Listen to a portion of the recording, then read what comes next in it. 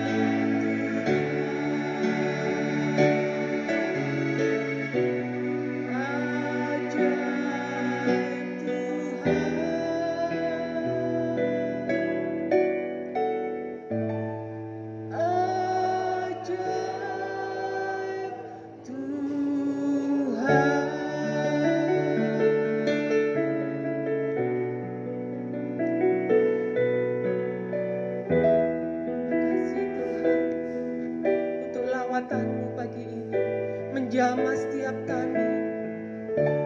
Terima kasih Tuhan, Kau Allah yang besar, kuasa-Mu besar Tuhan, karya-Mu sungguh sempurna dalam hidup setiap kami.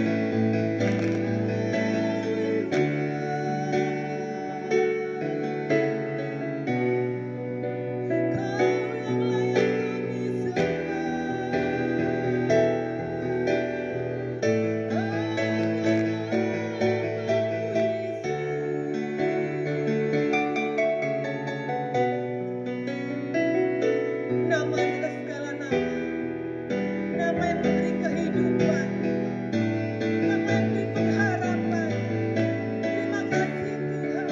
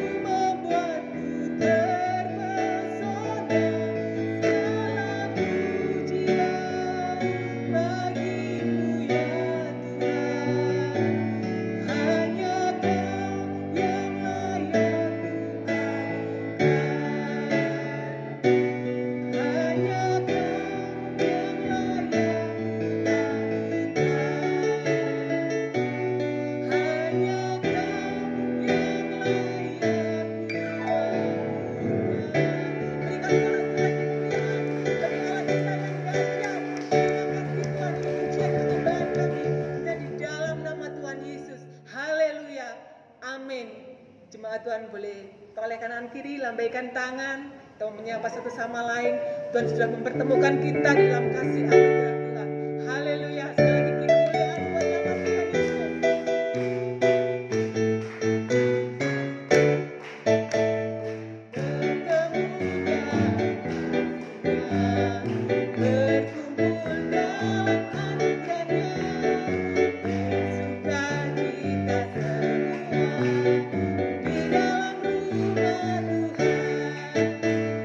Bertemu dalam kasih-Nya.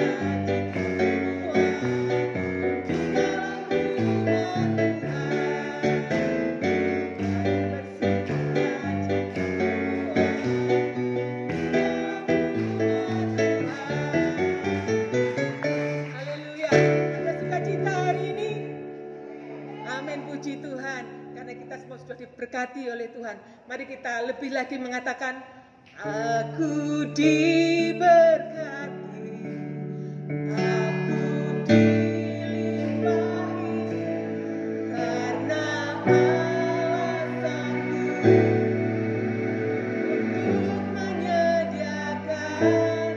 Aku diberkati, aku dilimpahi atas sempurna anugerah Tuhan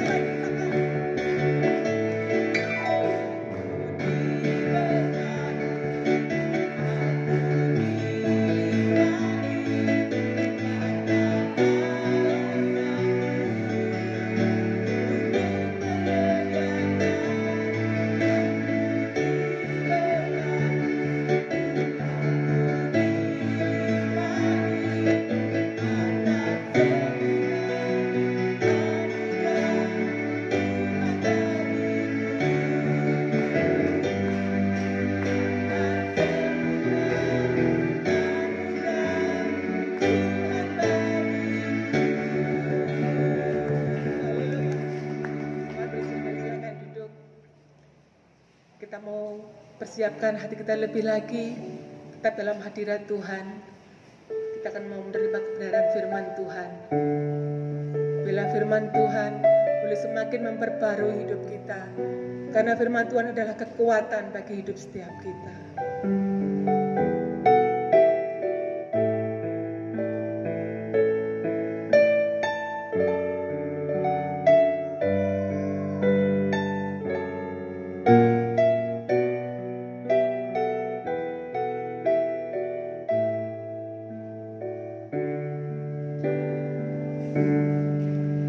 Tuhan, Kau sempurna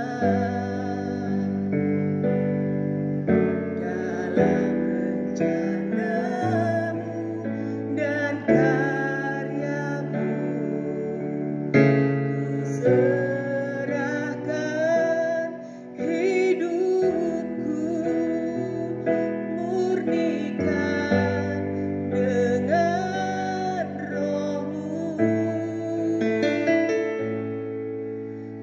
Tuhan, Kau sempurna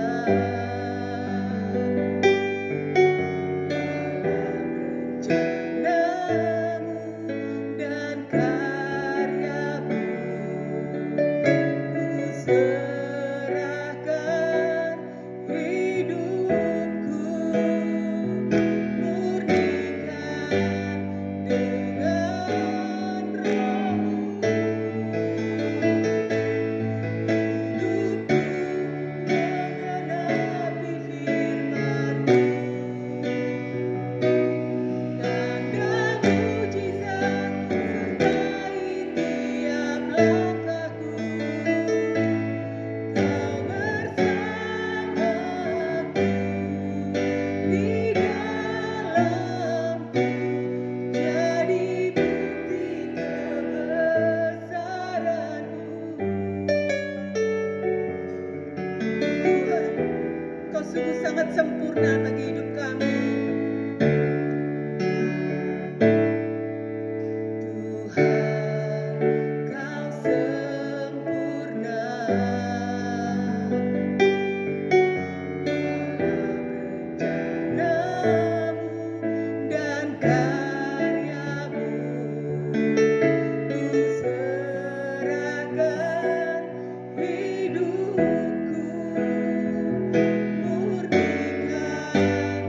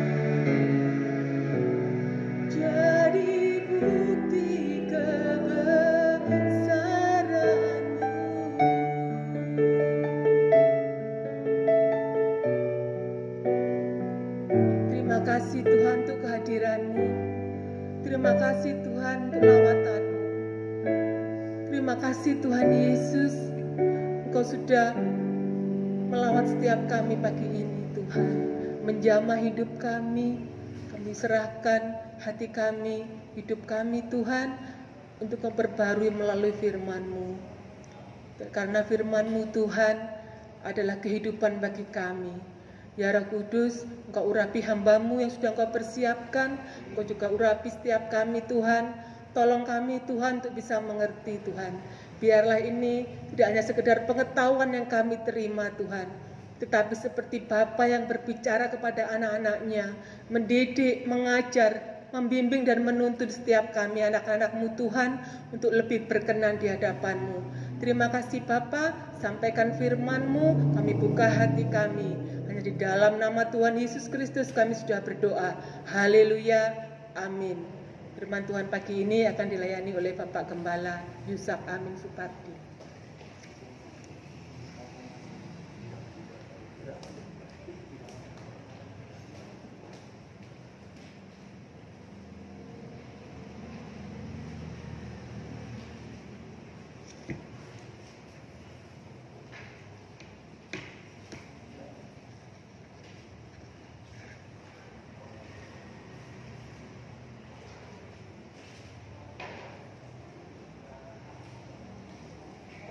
Shalom saudaraku yang dikasihi oleh Tuhan.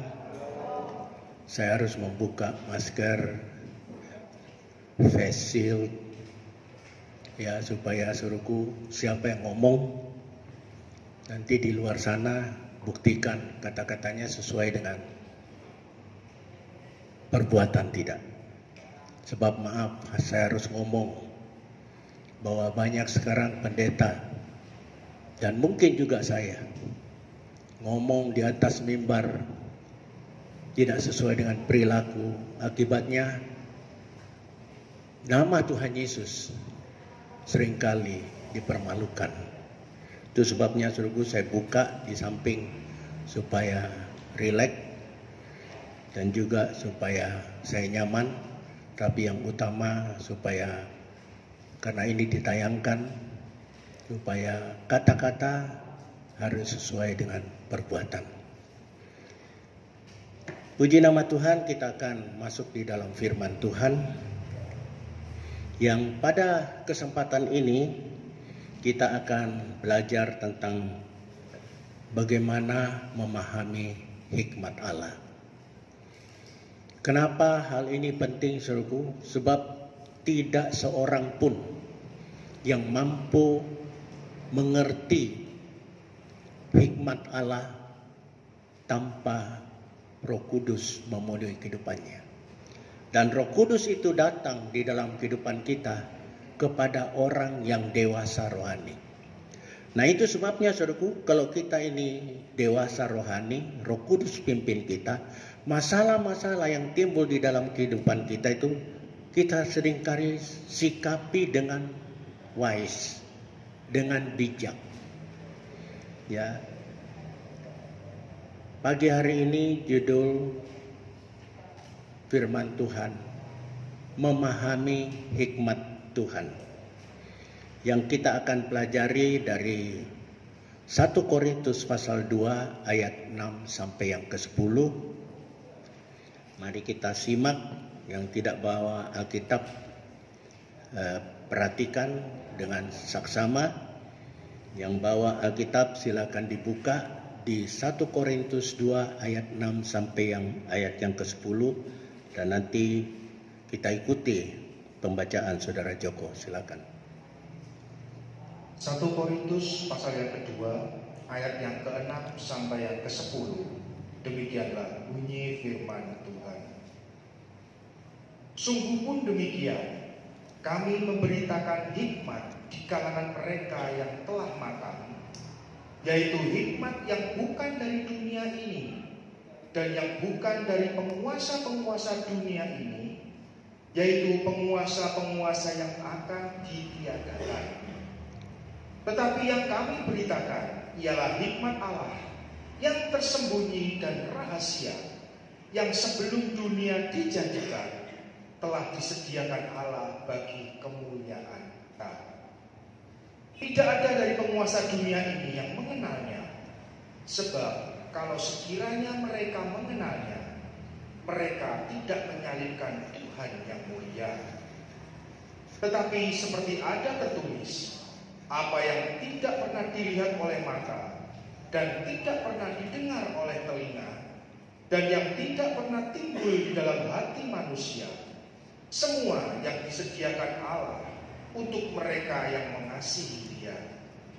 Karena kepada kita Allah telah menyatakannya oleh Roh, sebab Roh menyelidiki segala sesuatu, bahkan hal-hal yang tersembunyi dalam diri Allah. Amin. Nah, saudaraku yang dikasihi oleh Tuhan, tema pada kesempatan ini adalah tema yang sangat penting yang perlu kita pelajari. Apa sebabnya, saudaraku? Kita jangan bicara di luar, di dalam gereja saja. Apa sebabnya? Kita seringkali berdebat antar kita. Nah, saya lihat di YouTube perdebatan terjadi, yang akibatnya komentar-komentar itu mempermalukan. Lihat itu Alkitabnya, karena palsu jadi penafsiran gak karu-karuan. Satu menafsir ke sana, satu menafsir ke sini. Kenapa, saudaraku? Karena tidak ada hikmat. Saya berdiri di sini bukan mengatakan saya sudah memiliki hikmat. Saya perlu belajar terus untuk mengetahui Allah yang misteri. Dibutuhkan hikmat Allah di dalam kehidupan kita. Kapan hikmat Allah itu datang dalam hidup kita? Pada saat Roh Kudus memenuhi kehidupan kita. Kapan Roh Kudus memenuhi kehidupan kita? Pada saat kita ini memiliki kedewasaan rohani. Nah, itu sebabnya saya berharap kita anak-anak Tuhan perlu terus berpacu, saudaraku. Berpacu untuk semakin dewasa di dalam kerohanian kita, supaya Roh Kudus semakin menguasai kehidupan kita, dan pada saat Dia menguasai, saudaraku, rancangan-rancangan Allah yang tidak dapat kita kaji, kita analisa dengan kognitif kita yang terbatas ini, Roh Kudus dikatakan tadi akan menjelaskan itu semuanya. Nah, itu sebabnya, saudaraku, pada kesempatan ini mari kita bersungguh-sungguh memperhatikan apa yang diajarkan oleh Rasul Paulus. Saudaraku, kita melihat dari sisi penyaliban Tuhan.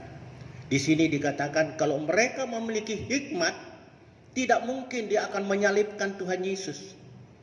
Nah, kita mau melihat, saudaraku, di situ juga dijelaskannya di ayat yang di atasnya. Pasal 1, di situ dikatakan orang Yahudi itu membutuhkan tanda. Orang Yunani membutuhkan hikmat. Tapi bukan hikmatnya Tuhan. Nah, itu sebabnya baik Yahudi, kelompok-kelompok imam-imam Farisi, bahkan semuanya berkatakan salibkan dia. Karena tidak punya hikmat. Begitu juga ini yang namanya Yunani, ya. Raja Herodes, Pontius Pilatus, itu tidak bisa menangkap sampai dia bertanya, apa itu kebenaran? Karena tidak tahu hikmat itu.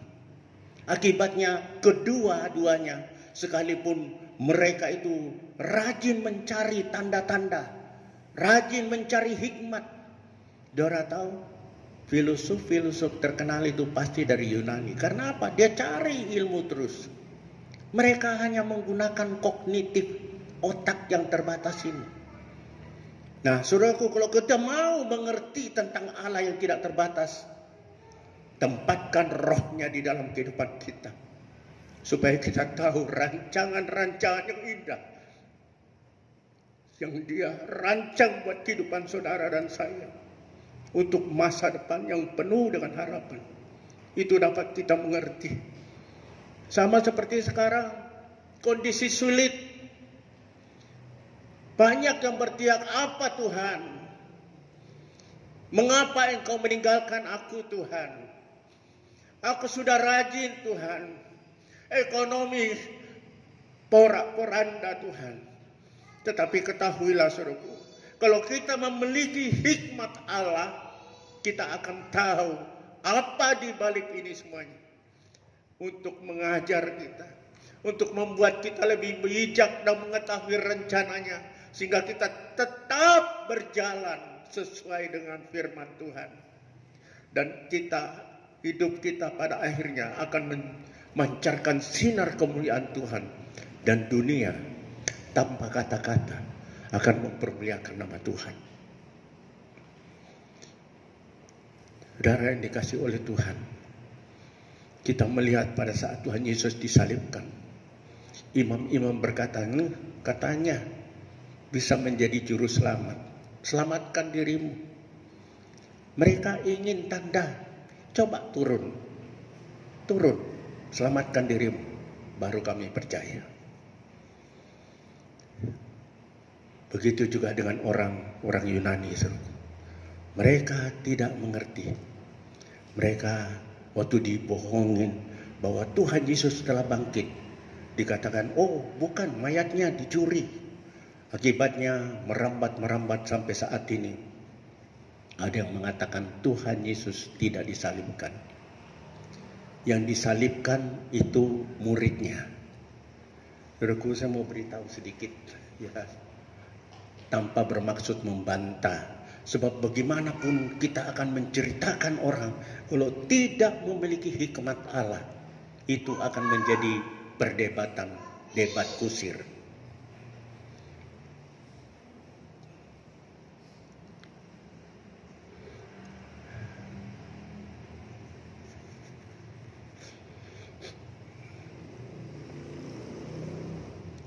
Terjadi perdebatan kusir, saudara.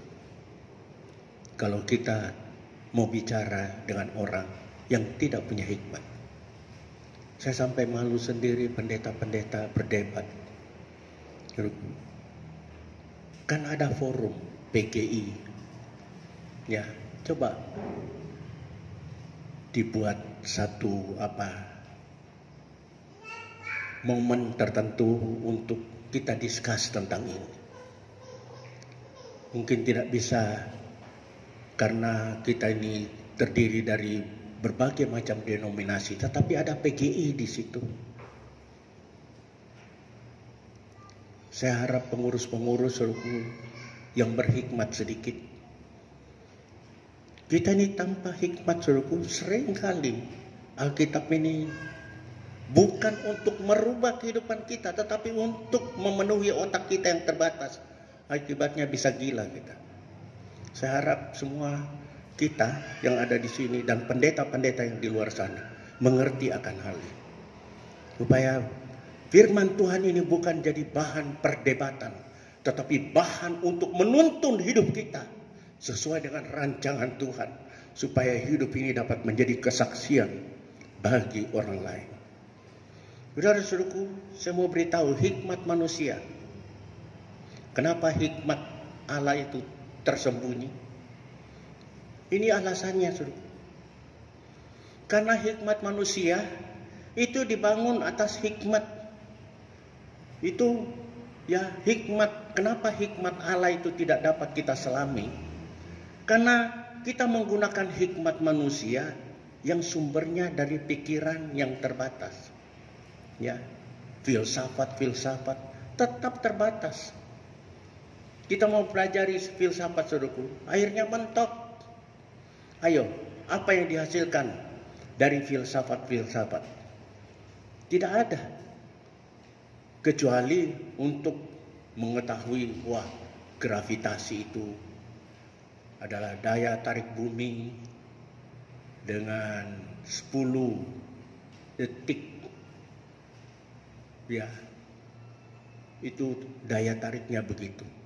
Sehingga pada saat kita dengan berat tertentu, ya, dikalikan dengan daya tarik bumi, akan jatuh ke bumi itu dalam waktu tertentu yang sudah dihitung. Hanya itu, aljabar, tetapi terbatas. Nah, itu satu. Kenapa kita tidak dapat memahami hikmat Allah? Satu, yaitu karena kita menggunakan akal kita yang terbatas, filsafat manusia. Yang kedua, mengandalkan logika terbatas. Ini juga begitu. Sehingga hal-hal yang rohani, nah, kita lebih banyak menggunakan kognitif, bukan yang hal-hal rohani. Bukan hal-hal yang bersifatnya rohani. Sehingga pada saat kita berbicara tentang rohani, tidak dapat dimengerti. Lihat aja, kita lihat suruhku.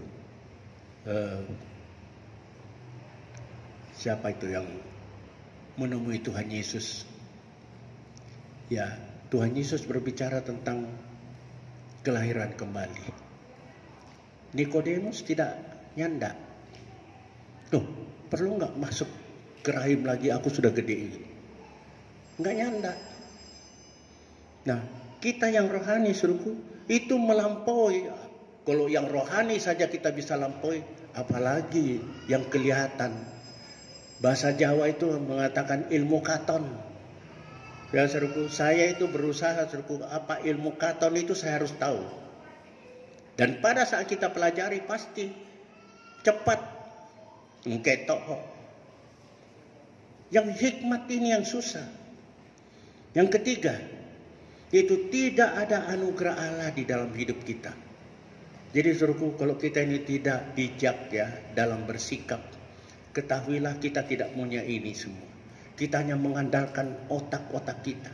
Kita hanya mengandalkan otak yang terbatas, yang tidak dapat menjangkau Allah yang transenden. Nah, saya mau beritahu suruhku, kalau kita tidak punya ini, kita tidak mungkin. Lalu apa yang harus kita miliki? Ini loh ciri-ciri orang yang mampu mengungkap rahasia-rahasia firman Tuhan. Bukan kita, tetapi nanti kita dapat tahu siapa yang membuat kita itu dapat mengerti rancangan-rancangan Allah yang tidak dapat kita kaji dengan akal pikiran kita. Yaitu satu, suruhku, memiliki kedewasaan rohani. Ya, coba diulang lagi ayat yang ke-6. 1 Korintus 2 ayat yang ke-6. Demikianlah bunyi firman Tuhan. Sungguh pun demikian, kami memberitakan hikmat di kalangan mereka yang telah matang, yaitu hikmat yang bukan dari dunia ini dan yang bukan dari penguasa-penguasa dunia ini, yaitu penguasa-penguasa yang akan ditiadakan. Amin. Nah, saudaraku, hikmat ini diberikan kepada orang yang matang. Di sini dikatakan matang itu rohaninya sudah dewasa. Ya, itu sebabnya di Kisah Rasul setiap memilih tua-tua, diakon-diakon, pengganti Yudas, Matias, dia harus seleksi, harus diseleksi. Sebab apa? Bisa jadi kacau. Kita memikirkan yang jauh, dia masih memikirkan yang enggak-enggak.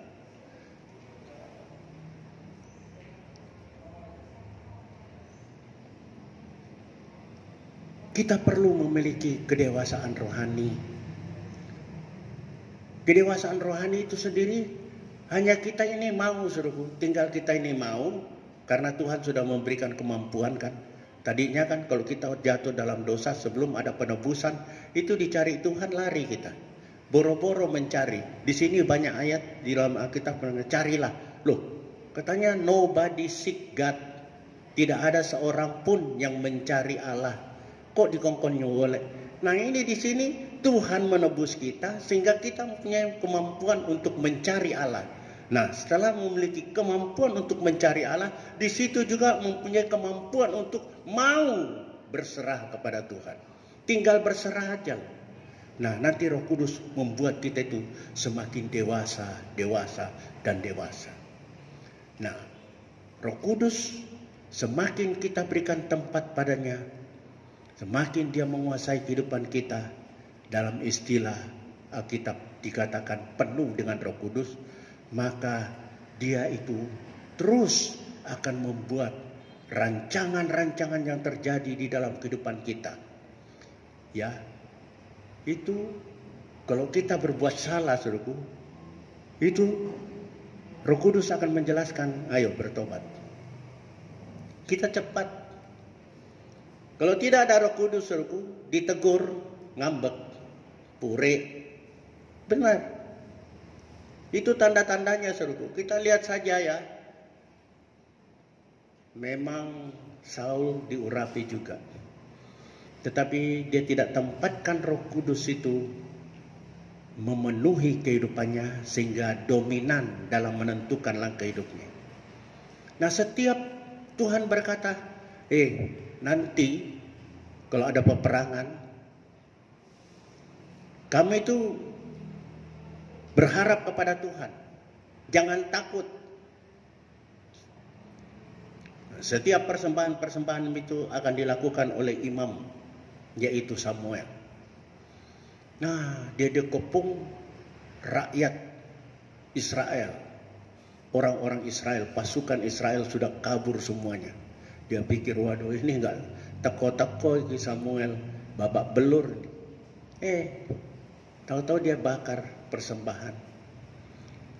Sebentar lagi Samuel datang, ngapain kamu? Habis kamu. Lihat itu, pada lari semua. Alasan. Kenapa? Tidak punya hikmat. Bahwa Tuhan akan bekerja in the last minute. Dalam waktu-waktu yang Tuhan tetapkan indah pada waktunya. Belajar kita untuk berserah kepada kehendak Tuhan. Berserah kepada kehendak Tuhan itu bukan ngedon remote terus kendangan dengkul, tangan dilipat begini, bukan, saudaraku. Action, tetap melakukan dan tunggu hasilnya. Tuhan akan menyatakan hasilnya sesuai dengan waktunya. Jadi saudaraku yang dikasihi oleh Tuhan, semakin kita dewasa, semakin Roh Kudus, dan kedewasaan itu pun adalah karya Roh Kudus. Yang kedua, memiliki roh. Nah, ini tadinya roh, saudaraku ya, kedewasaan itu karena pada saat kita ditebus itu semua orang itu memiliki iman. Iman itu adalah karya Roh Kudus. Nah, sama dengan orang itu, dia hanya datang. Kalau kita tempatkan dia sebagai tuan rumah, dia akan mengatur semua kehidupan kita. Jadi Roh Kudus itu luar biasa, saudaraku, ya. Kita sudah mempelajari begitu pentingnya Roh Kudus di dalam hidup kita, sehingga kalau kita abaikan dia, keselamatan tidak akan terjadi. Kedewasaan tidak akan terjadi. Hikmat Allah tidak akan pernah terjadi di dalam kehidupan kita. Alkitab yang kita baca di dalam Korintus mengatakan, roh kamu mengetahui apa-apa di dalam kamu. Terus kita berkata, iya memang. Enggak, maksudnya begini, kalau seringkali ya kita tidak tahu maksud kita. Karena apa? Roh kita lagi mati. Roh kita itu lagi mati. Roh kita itu kalau hidup baru, Roh Kudus itu mau nyanda dengan kita. Itu sebabnya pada minggu-minggu yang lalu kita sudah pelajari, Roh Allah itu adalah roh, sembahlah dia di dalam roh dan kebenaran. Jadi saudaraku yang dikasih oleh Tuhan, kalau kita mau penuh dengan Roh Kudus, perlu kita ini membuka diri kita untuk didewasakan, dan kalau kita berikan dia peran, dia akan tinggal. Dan Rasul Paulus mengatakan di dalam suratnya yang lain, dimateraikan. Kalau sudah dimateraikan, saudaraku, itu ya di Israel pengertian seal itu, materai itu, kalau dia lagi panen, saudaraku, panennya itu ditimbun dulu di ladang untuk dijemur. Nah, di situ ada satu alat tertentu yang di situ ada seal. Jadi tidak ada seorang pun yang berani mengambil atau merusak seal itu. Itu bisa kena apa? Hukum Taurat. Begitu juga saudaraku, kalau roh Allah sudah dimateraikan di dalam kehidupan kita. Saya sependapat dengan apa yang dikatakan oleh Calvin. Keselamatan sudah tidak akan hilang. Tetapi bukan berarti asal dibaptis sudah selamat, tidak. Tuhan lihat kita tempatkan gak Roh Kudus di dalam kehidupan kita, dan Tuhan itu maha tahu. Oh, ini wong iki manutan, mau menyerahkan Roh Kudus bekerja di dalam hidupnya, tak materaikan, plak. Ya sudah, kita selamat. Nah, orang yang selamat kayak Daud bisa salah, tetapi kalau ditegur cepat dia bertobat. Itu berarti kita itu punya hikmat dari Allah. Yang ketiga, ciri yang ketiga bahwa kita ini adalah orang yang mampu mengerti rencana Allah, memiliki hikmat Allah, ialah memiliki pikiran Kristus. Ya, coba saudara Joko tolong bacakan di ayat yang ke-15 dan 16. 1 Korintus 2 ayat yang ke-15 dan ke-16. Demikianlah bunyi firman Tuhan. Tetapi manusia rohani menilai segala sesuatu, tetapi ia sendiri tidak dinilai oleh orang lain. Sebab siapakah yang mengetahui pikiran Tuhan sehingga ia dapat menasehati dia? Tetapi kami memiliki pikiran Kristus. Amin. Nah, saudaraku, kita tidak bisa berikan masukan-masukan. Mungkin saudara berpikir, loh, si Musa itu loh seringkali berikan masukan. Tuhan, waktu Tuhan mau menghancurkan karena jengkelnya, keras tengkuknya, Tuhan, apa enggak salah? Nanti orang-orang Mesir itu akan bilang, memang Tuhan mau mencelakakan mereka. Tuhan tidak sayang sama umatnya. Kok bisa dia berikan? Itu adalah kata-kata antropologis, ya. Tahu? Nah, di sini perlu hikmat juga. Karena Alkitab ini ditulis untuk manusia yang terbatas, sehingga bahasa yang dipakai ya bahasa manusia. Seakan-akan Musa memberikan masukan kepada Tuhan. Tidak ada yang bisa memberikan masukan. Kalau toh Musa mengerti akan rencana Allah, dan itu adalah dialog yang tidak bertujuan untuk menasihati Tuhan. Tidak ada seorang pun manusia memiliki hikmat Allah dan mampu menasihati Tuhan. Itu sebabnya di situ dikatakan, siapakah manusia bisa menasihati kalau kita punya hikmat Allah? Tidak bisa. Nah, tetapi kita memiliki pikiran Kristus, jadi gatuk. Saudara, seringkali kita ini berada di persimpangan jalan kan. Wah, aku mau ke rumahnya si Joko dulu atau ke rumahnya si Agus nih, yang saya kesana kemana dulu aku. Seringkali kepentingannya sama. Yang mana? Padahal waktu kita terbatas. Nah, menimbang. Kan ada pertimbangan di situ. Pertimbangan perasaan, pertimbangan pikiran. Di situ bekerja bersama-sama. Nah, dilala kita ini terbatas, saudaraku, sehingga komponen-komponen diri kita, jiwa kita, tubuh kita, dan roh kita itu tidak bisa berdiri sendiri-sendiri. Tetapi Allah bisa. Pada saat rohnya itu keluar, Allah tidak kehilangan roh. Dan roh yang ada di situ bukan 50% rohnya Allah, dan roh yang ada di dalam Allah itu 50%, tidak, 100%. Kok iso ngono? Membutuhkan hikmat sehingga kita tidak bisa berdebat. Perlu, saudaraku, hikmat dari Tuhan itu membuat kita mengenal Dia secara komprehensif, secara menyeluruh dari berbagai sisi, sehingga kita ini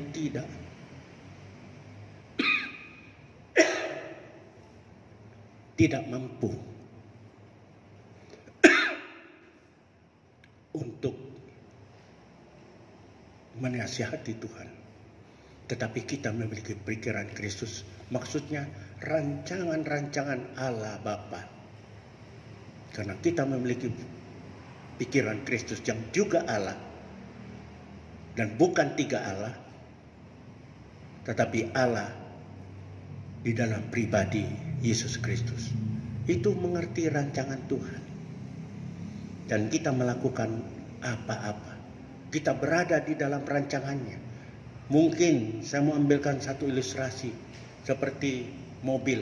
Saya pernah mengikuti mobil itu dari mulai platnya dicetak sampai selesai mobil itu 10 menit. Setiap 10 menit keluar satu mobil di Jepang itu. Nah, kita lihat itu adalah satu proses. Proses yang kalau kita lihat, plat lagi dijepit, dipotong-potong. Terus mesinnya masuk di dalam tanur tinggi. Tahu nggak tanur tinggi itu? Itu tempat peleburan. Masuk di situ, dicetak lagi. Nah, kalau dia bisa ngomong, tetapi setelah itu keluar, value editnya naik, nilai tambahnya naik. Kita kaji, besi, ada juga bagian-bagian plastik di situ, ada rubber di situ, karet. Tetapi kalau kita hitung unit per unit, pasti ini lebih mahal, beratus-ratus kali ganda lebih mahal dari bahan bakunya. Nah, itu juga perlu kita renungkan. Tuhan sedang mengolah kita. Untung saya memiliki tulang rusuk yang baik. You tahu, kami aman-aman. Tante itu kalau habis khotbah, dia dengar khotbah saya, dia ulang, dia bilang, rungokno ya, khotbahmu ya. Mengontrol. Kita itu suami istri saling memberitahu. Istri itu penolong, bukan perongrong. Istri-istri ya, saya beritahu Anda itu penolong. Peran saudara itu adalah sangat vital di dalam keluarga. Suami boleh nyeleweng, tetapi kalau istri tetap di dalam Tuhan, anaknya berhasil semua. Kita lihat Thomas Alva Edison, begitu juga Agustinus, itu ibu-ibu yang luar biasa. Suami-suami mereka itu brengsek. Kita lihat Agustinus menjadi bapak gereja. Thomas Alva Edison menjadi orang yang berguna sampai detik ini. Begitu juga dengan kehidupan kita, ibu-ibu. Ayo berperan, dukung rumah tangga, maju terus, miliki sifat-sifat orang dewasa yang dapat menangkap rancangan-rancangan Allah di dalam kehidupan keluarga, di dalam kehidupan pribadi, di dalam gereja. Yaitu kita harus memiliki kedewasaan rohani. Kita harus dipimpin, dipenuhi Roh Kudus. Kita harus memiliki pikiran Kristus dalam hidup kita. Dan hasilnya, dan kesimpulannya, himbauan dari saya. Himbauan dari saya ini juga termasuk saya. Aku ngomong ini seperti pedang bermata dua. Ya, hendaklah kita menjadi manusia dewasa. Supaya umat Tuhan dapat memahami. Supaya kita ini dapat memahami rancangan Tuhan dalam hidup kita. Sehingga kita ini tidak sedikit sungut-sungut. Oh Tuhan, aku sudah melayani. Bisa-bisa saudara itu melayani karepe untuk kepentingan diri. Jujur saja saudaraku, banyak orang melayani biar supaya periuk belanga tetap ngebul. Biar usahaku lancar, biar rumah tangga dipelihara Tuhan. Itu bagus. Tetapi yang lebih utama lagi, tujukan untuk kemuliaan nama Tuhan. Dan kalau kita tujukan untuk kemuliaan nama Tuhan, semua urusan-urusan tetek bengek itu akan dibereskan oleh Tuhan dalam kehidupan kita. Bersyukur karena kita tahu bahwa berita Injil adalah kekuatan Allah. Itu sebabnya kalau saudara mau kuat, Injil praktekkan. Mau contoh, praktekkan. Itu menjadi kekuatan Allah di dalam hidup kita.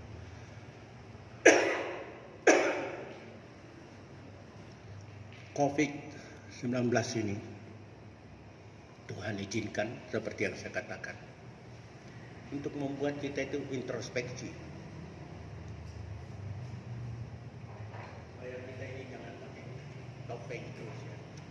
Sekarang ini Tuhan suruh kita pakai topeng supaya sadar, selama ini aku gaya iki terus ngomong dengan jemaat. Ya bu, dalam hati cuma hati ki garakno aku pusing. Ya.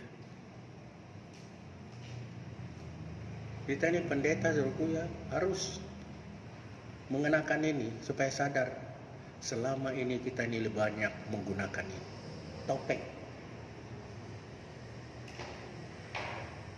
Kalau kita sudah sadar akan hal itu, ketahuilah saudaraku, kedewasaan rohani akan datang, Roh Kudus akan memenuhi kehidupan kita, pikiran-pikiran Kristus dominan di dalam hidup kita, sehingga apapun yang kita lakukan itu pertimbangan-pertimbangan bijak yang membuat orang yang mendengarkan atau tindakan-tindakan kita yang dilihat oleh orang, kata-kata kita yang didengar oleh orang itu membuat mereka itu merasakan damai sejahtera, sukacita di dalam Tuhan. Amin. Tuhan memberkati kita. Kita akan masuk di dalam perjamuan suci. Kita menaikkan pujian, saudaraku. Saya minta petugas perjamuan suci untuk tampil.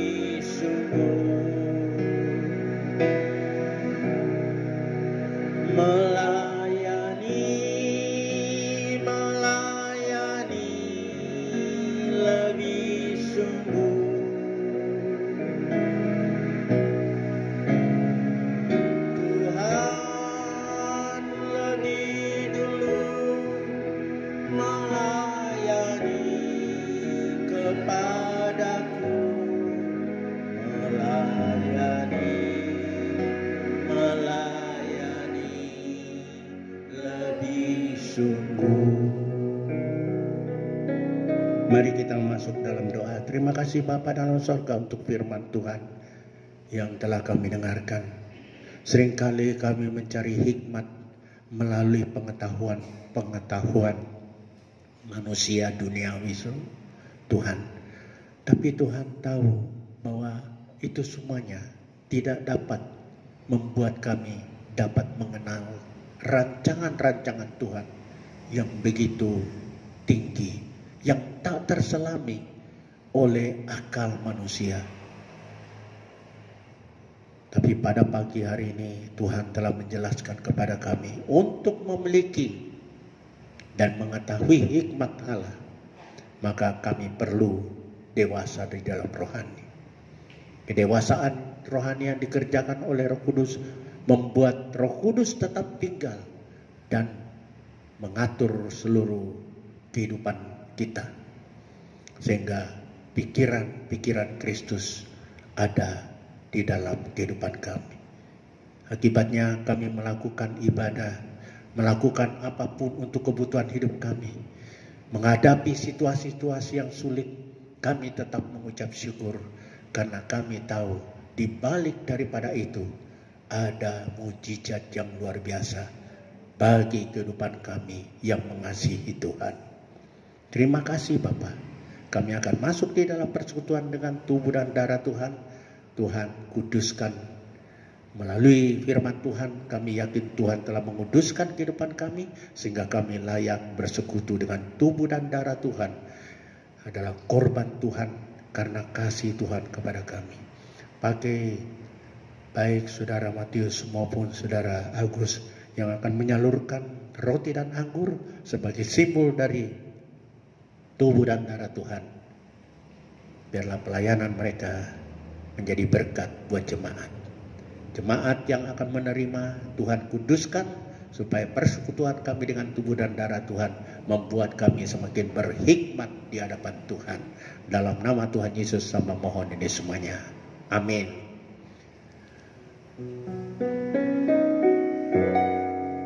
Melayani lebih sungguh.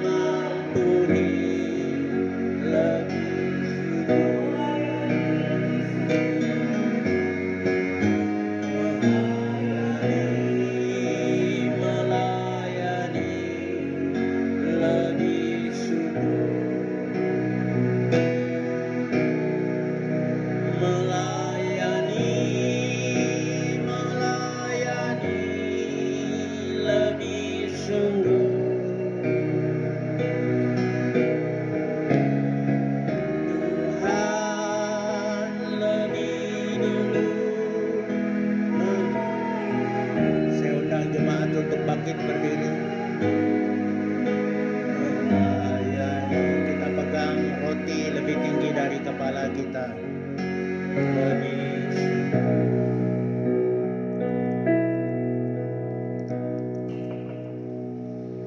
Terima kasih Bapa dalam sorga. Kita angkat roti lebih tinggi dari kepala kita. Kita berdoa. Bapa, kami senantiasa mengingat akan korban anakmu. Korban yang membuat kami layak dibenarkan dan dapat berdamai dengan Engkau Tuhan. Terima kasih buat kebaikan Tuhan. Terima kasih Tuhan. Apa yang patut kami lakukan untuk membalas kebaikan-Mu? Terima kasih. Terima kasih. Terima kasih Tuhan Yesus buat kebaikan Tuhan. Terima kasih Allahku. Terima kasih Roh Kudus. Ketiganya yang esa. Saudaraku, dengarkan firman Tuhan.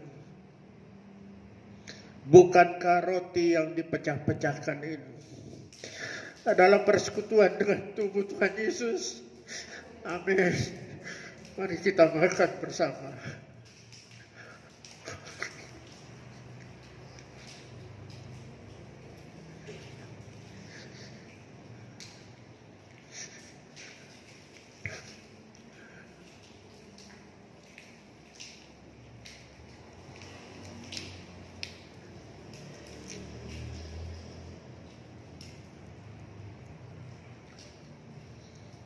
Kita angkat cawan ucapan syukur lebih tinggi dari kepala kita dan mari kita masuk dalam doa.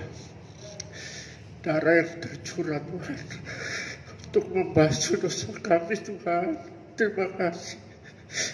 Kami yang seharusnya masuk di dalam penghukuman kekal, tetapi oleh karena kasih-Mu rela mencurahkan darah untuk menebus kami. Bukan dengan hal-hal yang fana, tetapi darah yang mahal dari anak domba Allah. Darah dari anak Allah sendiri. Terima kasih, terima kasih. Biarlah darah-Mu ini membuat kami menjadi dewasa di dalam rohani kami. Membuat Roh-Mu tinggal di dalam hidup kami. Sehingga kami memiliki pikiran-pikiran-Mu Tuhan Yesus. Terima kasih Tuhan. Saudaraku yang dikasihi oleh Tuhan, dengarkan firman Tuhan. Bukan kacauan ucapan syukur yang di atasnya kita ucapkan syukur adalah persekutuan dengan darah Tuhan Yesus. Amin. Dalam nama Tuhan Yesus, mari kita minum bersama.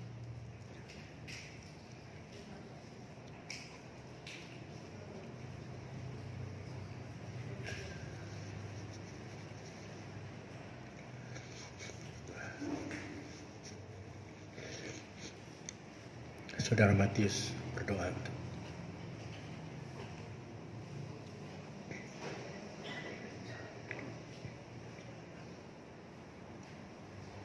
Tuhan Yesus, kami bersyukur untuk pagi hari ini.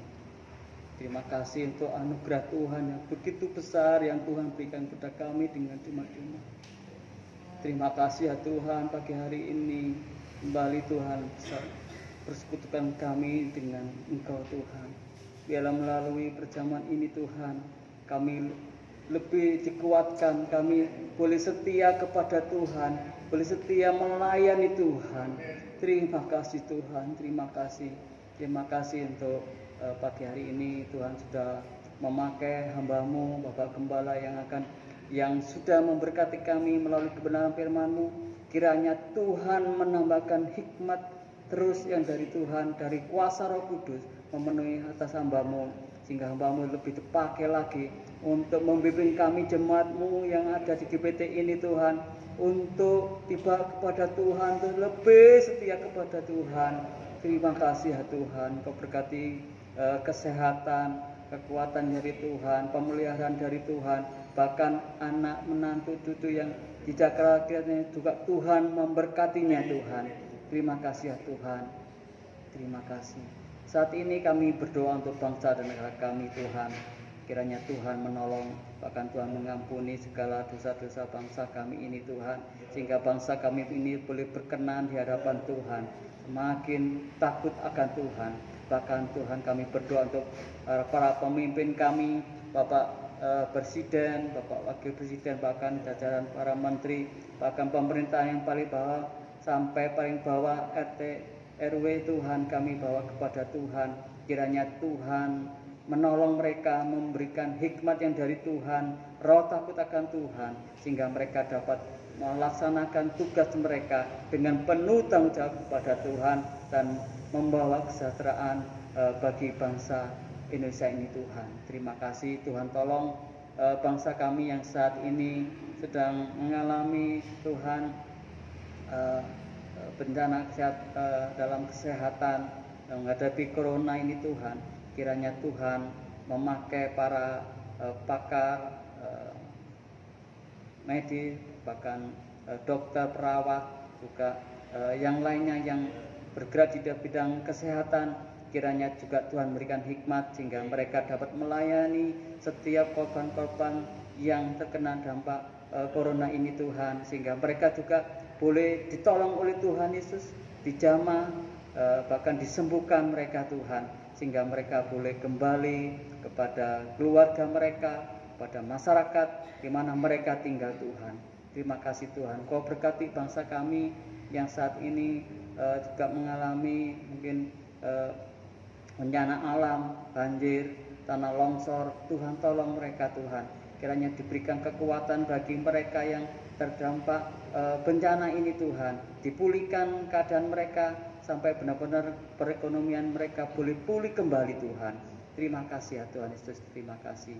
Kami juga berdoa Tuhan untuk segenap jemaat-Mu ya Tuhan yang bergereja di GBT ini Tuhan. Kiranya Tuhan menolong, memberkati mereka di dalam pergumulan mereka, mungkin masalah ekonomi, masalah keluarga. Tuhan tolong mereka Tuhan, agar mereka tetap kuat di dalam Tuhan, mereka tetap berpegang pada kebenaran-Mu ya Tuhan. Terima kasih Tuhan, mereka boleh dipulihkan dan mereka boleh setia kepada Tuhan, mereka tetap mengiring kepada Tuhan. Terima kasih Tuhan, Kau berkati Tuhan yang saat ini, mereka juga yang tidak hadir mungkin sakit, Tuhan tolong, Tuhan jamah Tuhan, agar mereka boleh disembuhkan Tuhan, sehingga mereka boleh datang ke rumah Tuhan untuk bersama-sama menyembah, memuji, memuliakan nama Tuhan di tempat ini Tuhan. Terima kasih Tuhan, mereka yang saat ini mungkin sedang keluar kota, Tuhan tolong, Tuhan memberkati. Juga mereka yang saat ini mungkin mengalami kemunduran rohani, kiranya juga Tuhan jamah mereka, Tuhan Roh Kudus, tolong mereka agar mereka boleh semangat lagi Tuhan untuk datang kepada Tuhan. Terima kasih ya Tuhan, terima kasih, inilah doa kami Tuhan, kiranya kami serahkan kepada Tuhan. Tuhan menolong, Tuhan memberkati dan menjawab setiap doa-doa kami. Di dalam nama Tuhan Yesus Kristus kami sudah berdoa, haleluya, amin. Kiranya anugerah dari Allah Bapa, cinta kasih Tuhan Yesus dalam